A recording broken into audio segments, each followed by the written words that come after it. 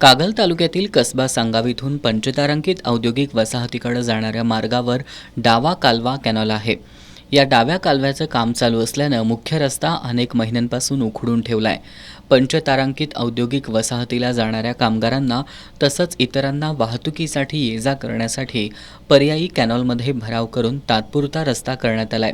मात्र शनिवारी झालेल्या मुसळधार पावसामुळे हा भराव वाहून गेलाय. त्यामुळे या ठिकाणची वाहतूक धोकादायक बनली आहे.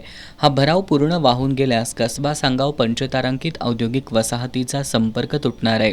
त्यामुळे संबंधित विभागानं याबाबत उपाययोजना करावी अशी मागणी उपसरपंच सुदर्शन, माजी उपसरपंच विक्रमसिंह जाधव, ग्रामपंचायत सदस्य अमर कांबळे, दीपक हेगडे यांनी केली आहे.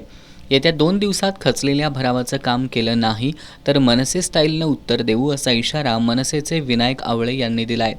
यावेळी अमोल आवळे, सचिन मोरे, राजू हेगडे उपस्थित होते.